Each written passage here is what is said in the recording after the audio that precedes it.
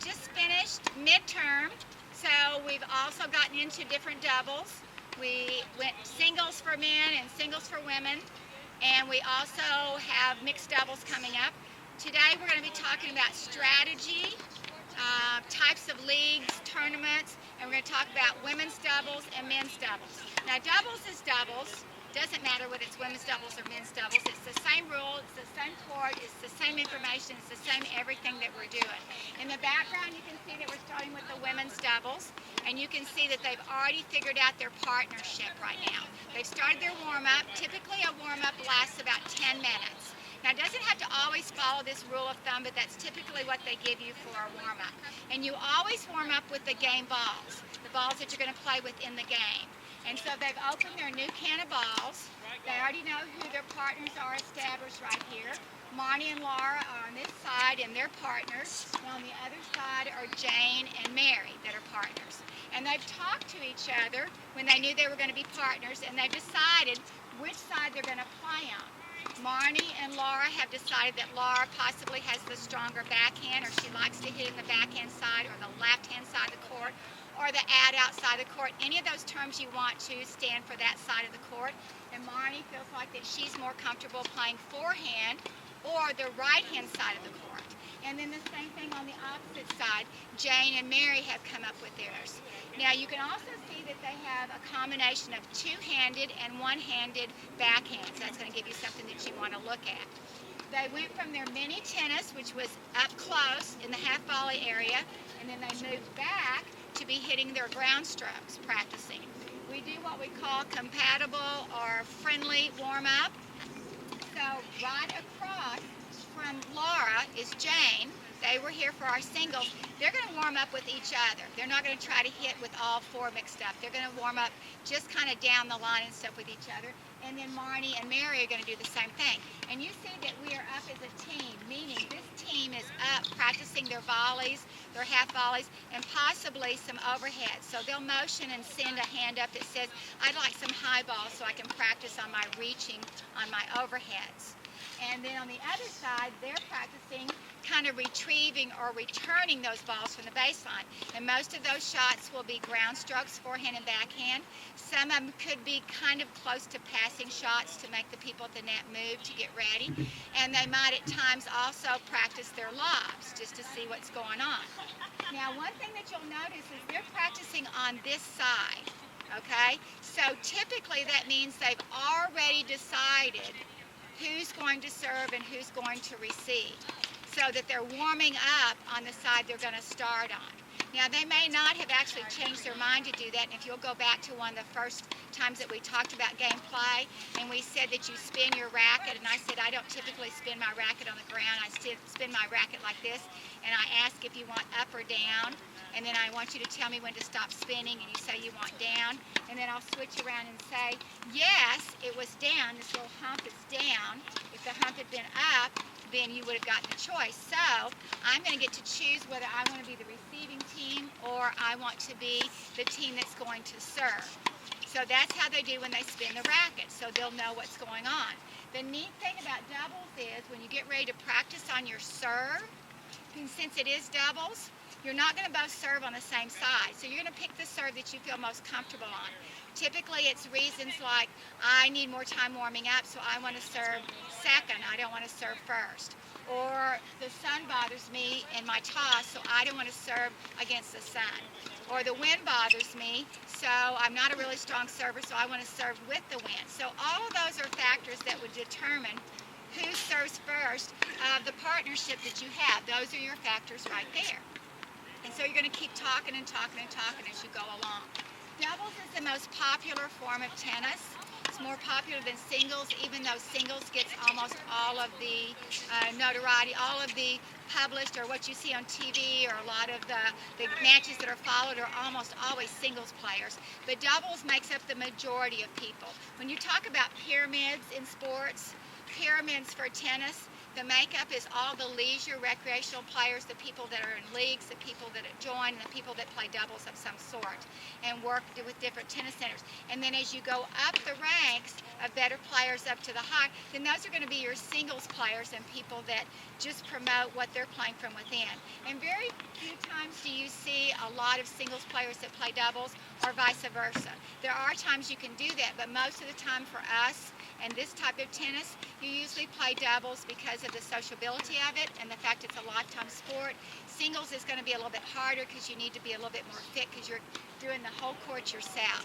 Okay, so now they've warmed up on the net. They've warmed up starting with the half volleys, the volleys. Then they warmed up as they got ready to go on who was at the net, hitting the volleys and stuff. And now they're practicing their serve. Now, what's interesting when you first start practicing your serves, you're serving to the person opposite you. And that person usually catches the ball and then they serve it back to you. You don't typically do serve and then serve return. You just typically do serve to someone, serve to somebody. After they feel comfortable with their serves, then what they're going to do is you're going to switch sides of the court from ad to ad out. And so Marnie will go over to Laura's side and Laura will come over to Marnie's side. And then the same thing on the back side over there, they'll switch so they get to practice and warm up between the right side of the court and the left side of the court.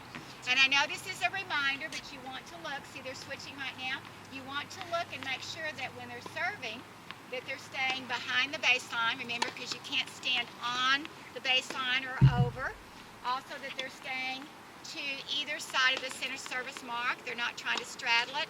And you'll notice here for serving for doubles that both of them are halfway between the center service mark and the double sideline. They don't want to crowd the center service mark like we do in singles because now they have a doubles partner and their doubles partner is typically responsible for half of the court.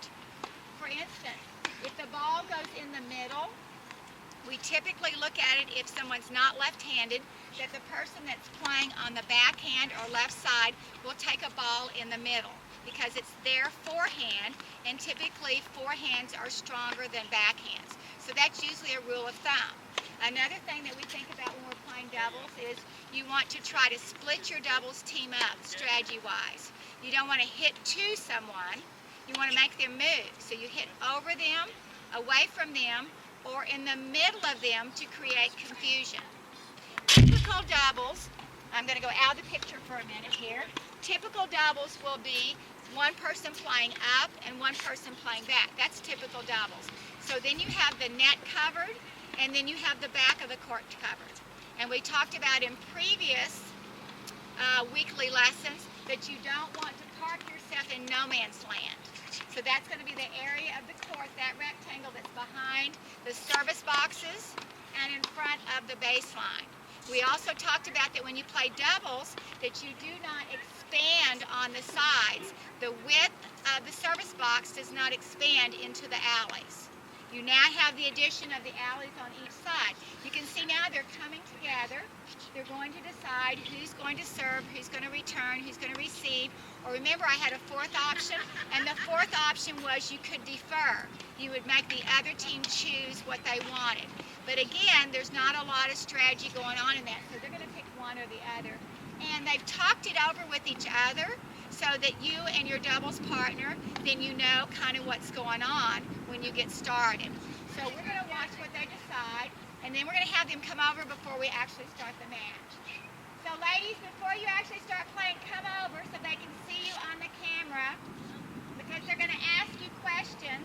Actually, I'm going to ask you questions and you're going to play like they ask you these questions. So you have a little bit of pause between when you decide when you're going to start the match and when you actually do start the match. And typically you go to either setting down or to the area where you're going to be at. You typically do that in between the odd games, after the first game, after the third game, after the fifth game. So we already know what the teams are. On the ends here are Marnie and Laura, their team, and then the teams of Jane and Mary. And I've said that they've talked it over, and even though we're all friends here, we know what's going over, then I'm going to put Jane and Mary on the spot and ask them why they decided that they were going to play in the positions that they were playing. She has an awesome backhand. So you play your strengths. Her backhand's really awesome, and my forehand is better than my backhand. So, playing the way we play, she plays the ad side, I play the deuce side, and that way we can set each other up. There you go. So that's already doubles talking right there. So now we're going to ask Marnie and Laura about why they made their decision, which may be close to the same. I prefer the forehand side, the deuce side, and my backhand's weaker than my forehand, and that gives Laura, she has a stronger backhand, and she can cover the middle sometimes when that's my backhand, and she can take a forehand. There you go. These are all good reasons. Now you're just actually, I didn't know this when this formed here, but you're actually looking at 4 singles players who do play doubles. So these are 4 singles players that have gotten into doubles together. So they are singles players playing as a doubles team, which sometimes that presents a lot of good things because a singles player is used to getting more balls, running down balls, being aware of balls. Sometimes it can be not a positive thing because when you're a singles player, you tend to focus on just one shot or one area or one theory of where you need to put it just cross court, and you forget that you've got another person at the net, or you've got a backup person that actually may have a better shot. So to solve that problem, you're going to hear a lot of talking. They go nodding their heads like this. Doubles is all about communication, about talking about what you're going to do, where you're going to go, whether your partner needs to move up, whether your partner needs to move back, helping make a line call, helping make a service call. In case you're not sure it's that, you're putting yourself in the position. The person that has the most authority, I say, or the most know-all with what's going on are the players that are playing at the back of the court because they can see all 3 other players. So if I'm up front and I'm playing the net, I'm going to defer to who's ever playing behind me because they can see the whole court, so they have a better idea. I have tunnel vision when I'm up close. I can only react. I don't have as much time as the person that's behind. So they're going to do a lot of talking. When it goes over somebody's head, they're not going to just stand there in the I formation and hope that they figure out where to go. Their partner's going to tell them to switch or duck or run or anything that they feel like they need to tell them so that they always know. Plus 2, remember we talked about what happens if the ball comes along but you go ahead and hit it anyway? You have to play it.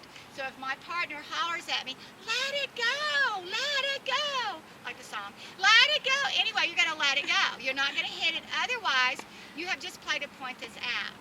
So you have a lot riding on your partnership. You want to make your partner feel good. You want to lift your partner up. You don't want to go, why in the world did you hit that ball in the net? You don't do that stuff. That's not good sportsmanship. Remember that etiquette thing we did? You don't do that. You don't do that. You're good etiquette. We're out here for social. We're out here to play and have a good time.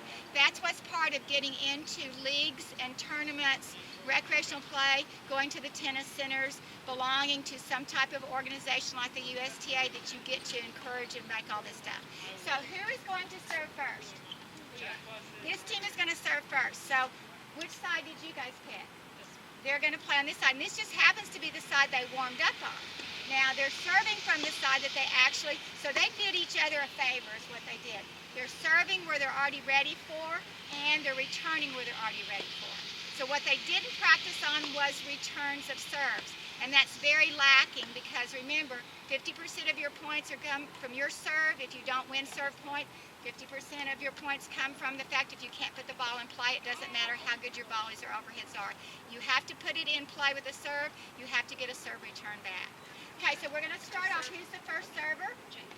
Jane's going to be the first server. Remember, when you serve, you call out your score first, even if you're not ahead. Good luck, girls. Thank you. 2 tries. Okay, I'm going to be off camera and still talking as usual. And then we're going to kind of do a play-by-play of what they're doing. You can see right now they're talking about strategy. Now this is neat in a way because not only do they know each other, they know what's going on with their play because they've played each other before, but even if they were new to the game and new to each other playing, during that warm-up they could still see some things. They could say, oh, I can see that she doesn't like her backhand, or oh, I see she doesn't move up as much. So this is the strategy that they're going to do, and they're going to talk about what they need to do if they need to change. First server will be Jane. She signaled that first serve was coming up. It's a good serve. Oh, it's a little long. That's okay. And Laura will call it. She'll tell her so it's more audible. There we go. Oh, I messed Marnie up by doing that call. I distracted her. So if I do that on purpose, she gets 2 times to try there. There you go. Too much pressure on her. Good. Okay, now you see that Marnie's going to go up, so she's going to help make service calls. She's going to be able to see a good view of whether that ball's in or not. Okay, now you can't see Jane, who's the serving, because we're a little off camera on it, but she's still serving cross court to Laura.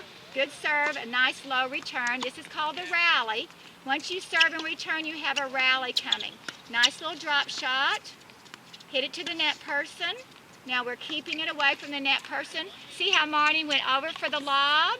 She covered the lob. Now they've actually changed positions right then because they did. Now they'll have to rotate back to their right position, but they changed positions during the point to support each other.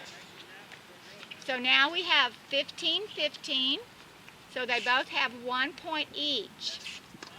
The only time that Marnie can, good get, and then that sets Mary up to put the ball away. They're switching again. Mary's changing sides. Another nice lob. Marnie's staying on this side to play this out. We're doing another rally. Ground stroke rally. Oh, another high lob. So they have to switch again over there. And look at Laura moving into the middle. She's getting some strategy because if that lob was short, she was going to be all over it. Another rally, ground stroke rally. Look how well they're keeping it in play. Keeping it in play, and that one just went a little long. And you'll notice that Marnie holds her finger up to call it long. She says long or out, and she holds her finger up to indicate that it is long. Sometimes you would do a hand here. The safe symbol would be the ball would be good. Again, that was a little long, so that was a first serve fault. Here comes the second serve. Very nice. Nice return. Now we're back into rally. Got over Mary's head again. Oh, this is a short ball. So Laura would have moved up for that. That was a really nice lob. And if you hit a lob with a little bit of spin, then not only does it land deep, but then it bounces away from the person on the baseline. So they're saying, oh, good shot here. Now we're in a good position. Okay, so here we are. The score is 15-40. Another good first serve. Oh, and she passed her down her line. And that's what you have to really watch, is whether you get past or not. Now remember, it was 5-40, and 5-40 means that the serving team had 5 points, is what it said, but it's actually worth 1 point. The 15 is called 5 or 15, and it's worth 1 point. Then the team over here, which was Laura and Marnie, they had 40, and 40 is the same thing equivalent as 3 points. We did this in our scoring test. So that meant that they only had to have 1 more point to win this game. First game is finished, and you can see that they're having this switch of sides. So now it is the other side's serve. They have already established their service order right now. That means that the first server is always going to be Jane. The second server looks like it's going to be Marnie. So that automatically means the third person in line will be Mary, and then the fourth person in line will be Laura. It will stay that way. You have to stay in the receiving side and the serving sides until the set is over. You cannot switch midstream. So here we go, second game, and Marnie says 1-0. That means they won the first game, and here's the first serve. Now see, she tossed it and caught it, which means that it doesn't count. If she had tossed it and attempted to hit it, then she would have lost it. This goes back to, remember, a good toss makes a good serve. Do not hit a ball that's a bad toss. So a serve, a return, and then the next ball didn't come back. So that's a point for the team closest to us, which is going to be Jane's team and Mary.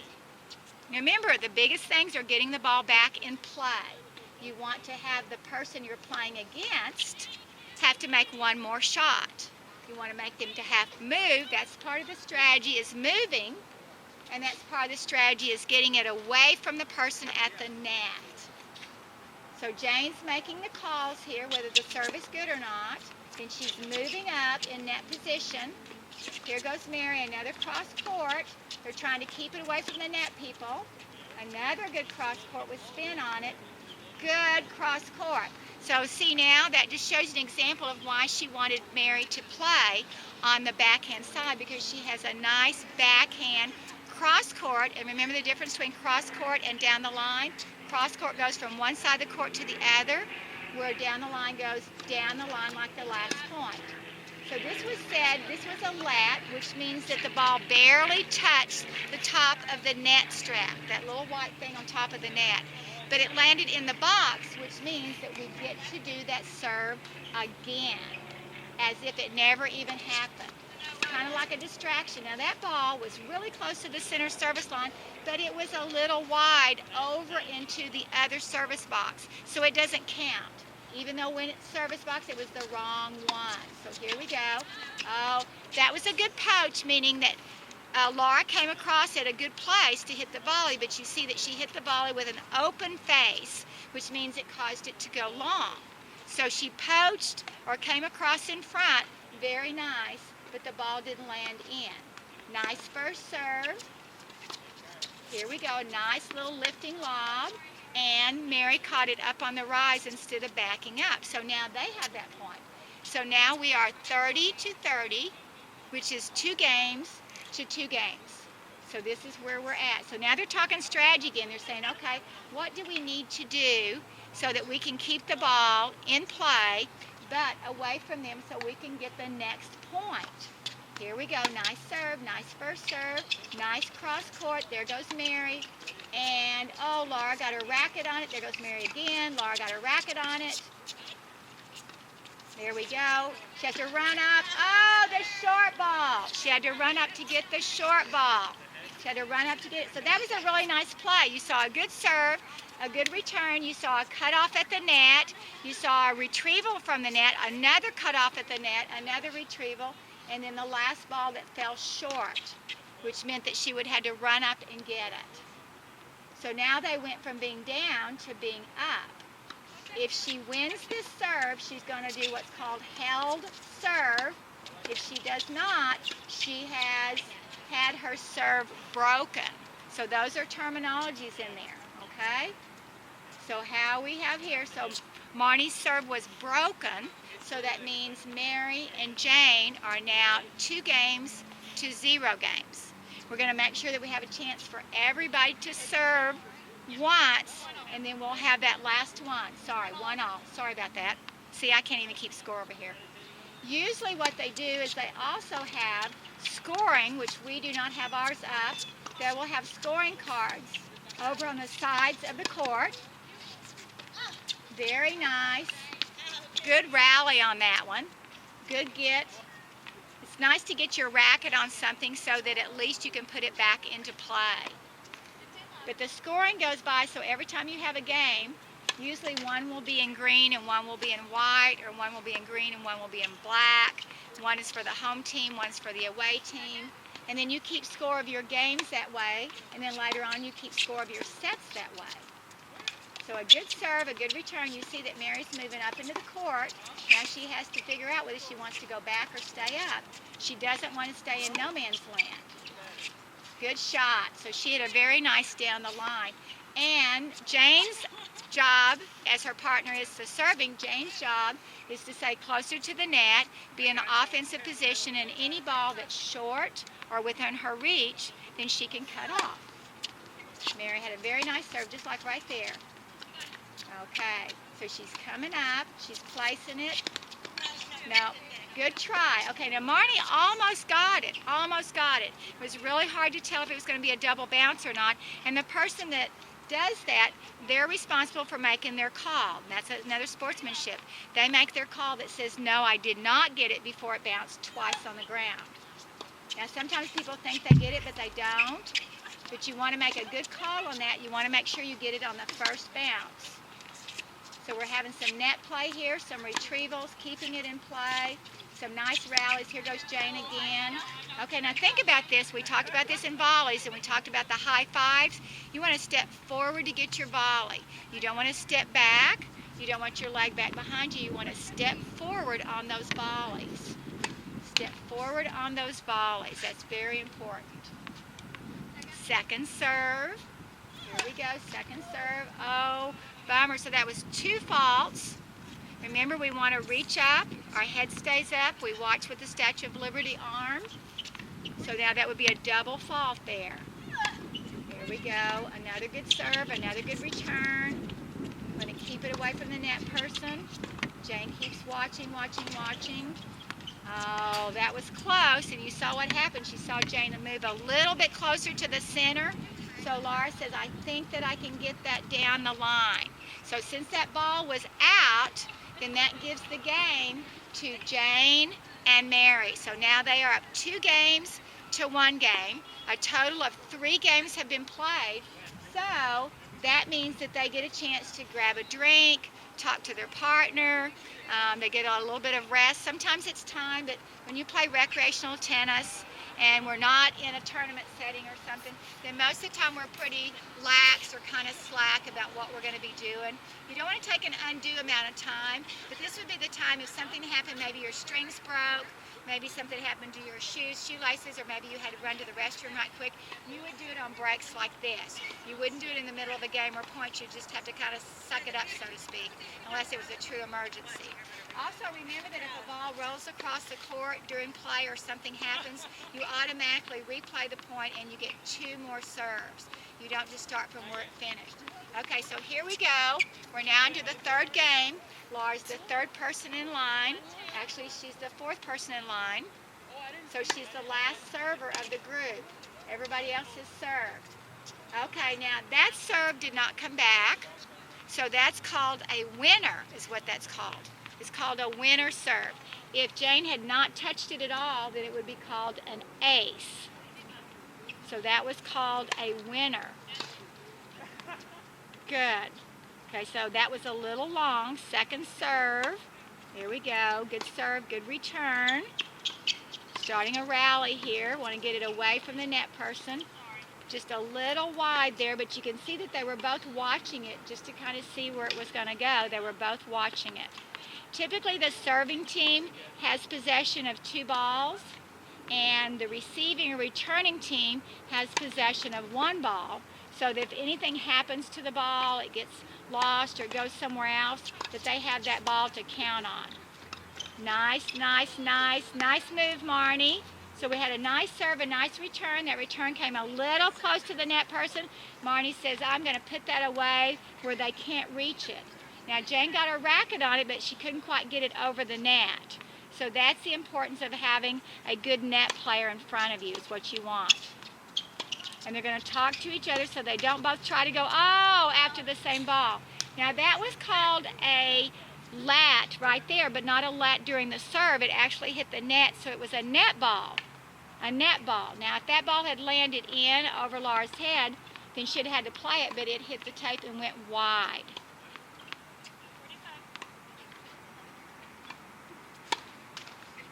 Second serve.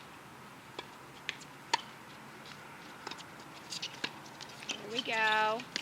Good. Very nice. Oh, good pass. Look at that angle. So we don't have a lot of choices when that happens. Here we go. So now the game count is 2-2. So we are going to play like that we just had a tie-up at 6-6 is what we're going to do.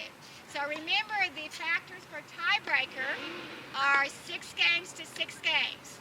Not 2-2, 3-3, 4-4, 5-5, but 6 games to 6 games. I also talked about that when we get ready to play in a match, then somebody could determine that. So the ladies are going to come over again right quick.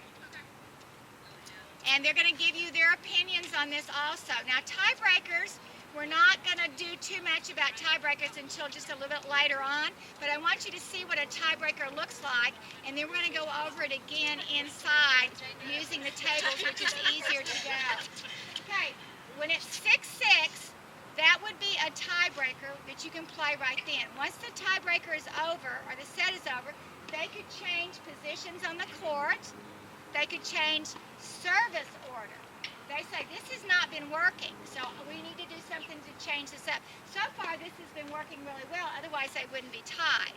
Now, granted, it's 2-2, but again, we're going to play like it is 6 games to 6 games. That's when tiebreakers occur. So you saw that everybody got to serve 1 time. So you see the service order, it's established. First server, second server, third server, fourth server. So you see that the fourth server from this first team, they will not be serving the first point in the tiebreaker. They will not be serving the first point. Now these ladies probably aren't going to remember, but unless you're playing with USTA, we have different tiebreakers. Typical tennis are playing the old-fashioned 7-point tiebreaker. You get into league playing, which is different. You get into different tiebreakers, which are typically 7-point to 10-point tiebreakers. 7-point is a typical one. 10-point is one that you use so that you don't have to play a third set. We're going to do the old-fashioned one, which is minimum of 7 points ahead by 2, but we are going to switch at multiples of 6 because that's how it's written. It was changed a few years ago to that you rotate after the first point, the 5th point, the 9th point, so that people get to serve on the side they were originally serving on from the tiebreaker, from the set. Because it was unfair for them to get over here and all of a sudden a tiebreaker that's so important, it's going to determine the set or a match, it could, then you were serving someplace you had not been serving. So that's what makes it really hard.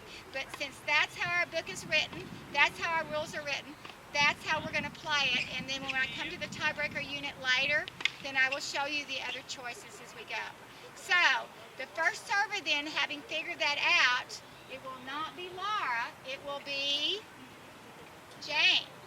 Jane, this is the only time she only gets to serve not one attempt, but 1 point. She still gets 2 attempts, but only 1 point. But she still is always going to serve from which side first? The right side. Do not forget that. Don't just stand there and go anywhere you want. From the right side. So they're going to go back on their courts. They're going to go, yes, we got strategy. We just talked about what do we need to do differently. What's going to make us come out ahead on this tiebreaker.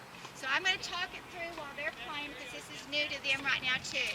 So first server is going to get 2 tries, but only 1 point worth. And it was tied at 6-6, so they do not change sides because that's not an odd number of games. It's not an odd number of games. Now the gentlemen are in the wings, getting ready to come. Okay, here we go. First serve. Good. Good, nice short ball. Oh, just barely.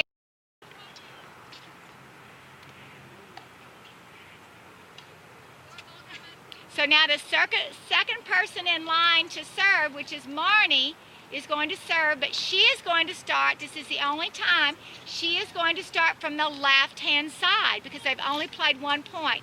After this, everybody will start and get 2. And her score was 1-0. They are leading 1 point in the tiebreaker. Remember, at least 7 points and ahead by 2. Somebody has to win at least 7 points and be ahead by 2.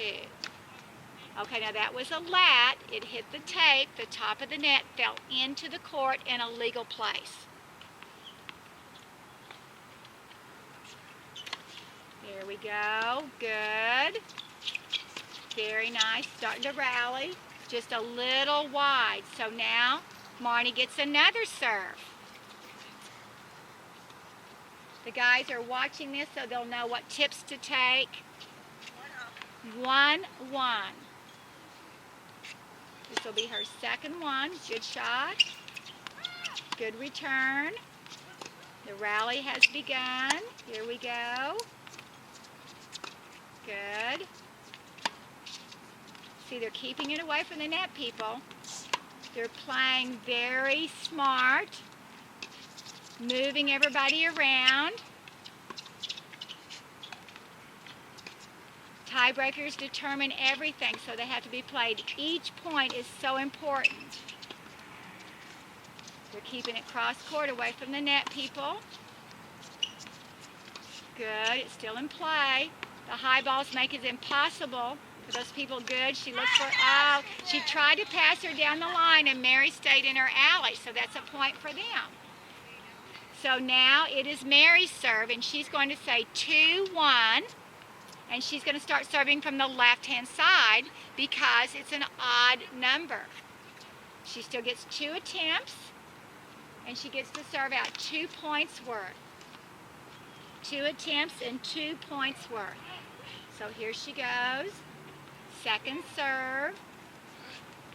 A little short serve. It makes Laura come up, so Laura's going to stay at the net. Marty's going to move back a little bit to protect the back of the court.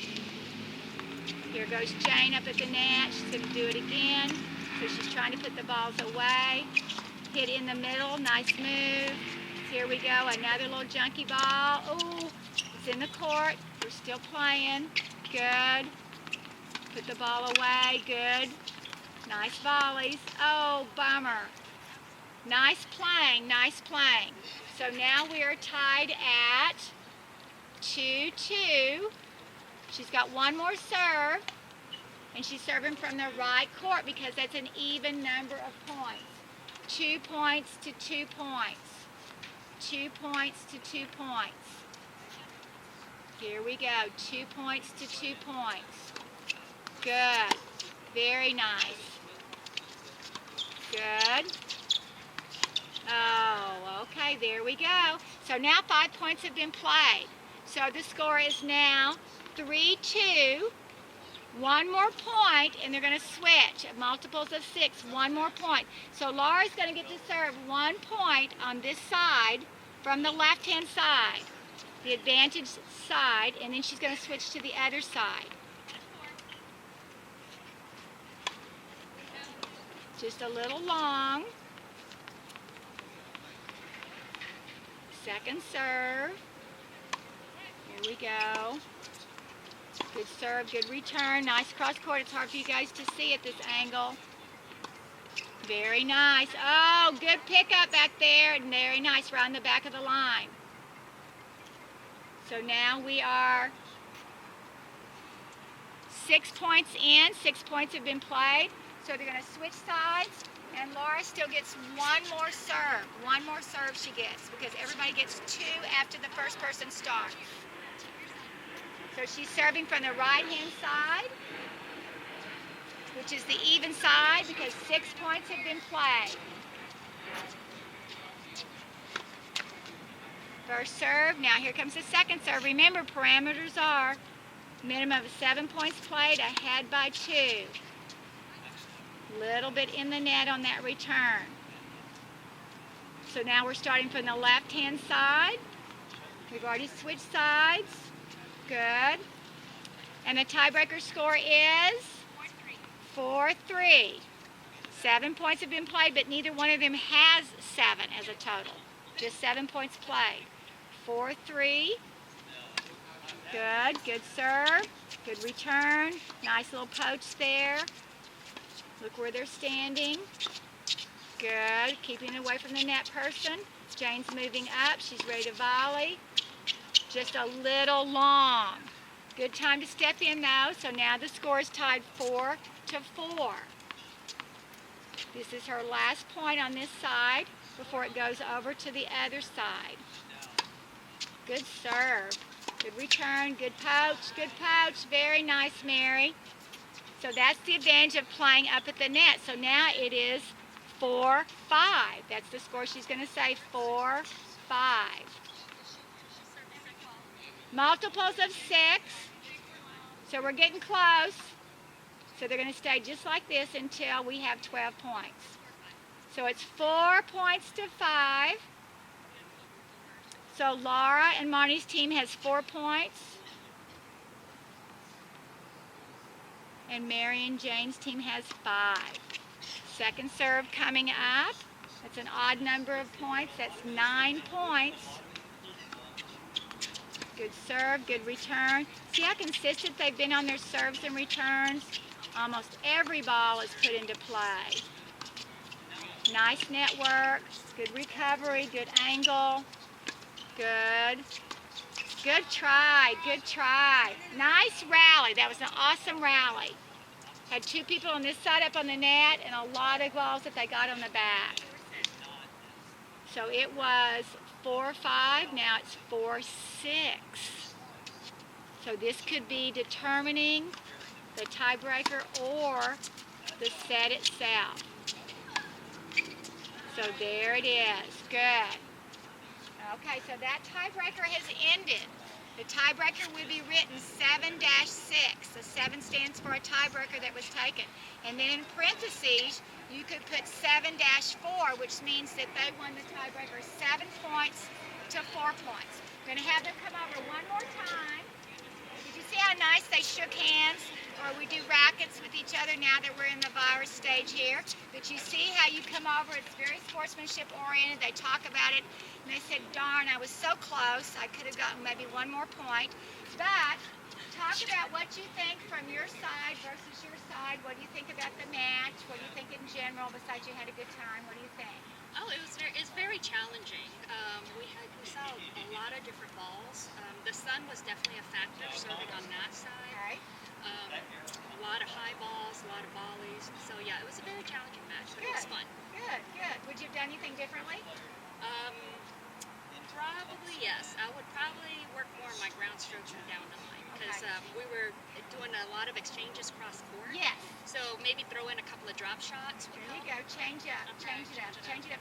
Because we worked on approach shots, short shots, and deep shots. So they did a lot of deep shots. But again, as she said, throwing up, changing the pace in doubles to get somebody off their game. Okay, now we have the other team that wants to give their opinion. There you go. I was tight and I was running up on the ball and it was getting too close and I was poking it and I needed more Very distance. good, very good. And that's what you need to assess. A lot of times when we start talking, I give you guys these drills, you go, I don't understand why it's not working.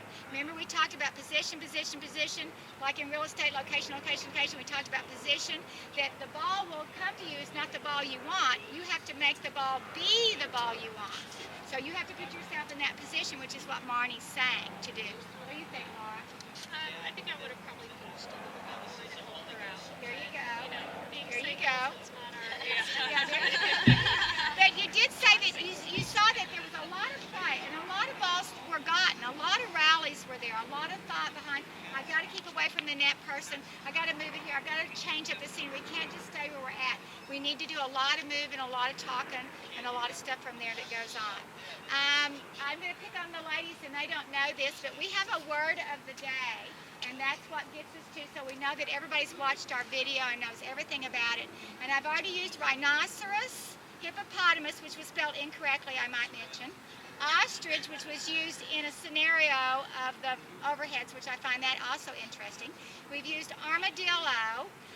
We have used, what else did we use last week? Octopus. We've used octopus. So we need a new word. What is a new word? It doesn't have to be an animal, but it's just going along that way, huh? Turtle. Turtle. There you go. What are they? Slow and steady. Tortoises. Slow and steady. There you go. Slow and steady wins the race. That's why we're going on turtle today. You can do turtle, tortoise, slow wins the race. Any of those. So that's what you've got to say if you want to get credit for doing women's doubles and tiebreaker. That's what you've got to do. Thank you very much for watching the video that you had to watch and turning in your summarization. And we appreciate the support. Thank you very much. We're still waving.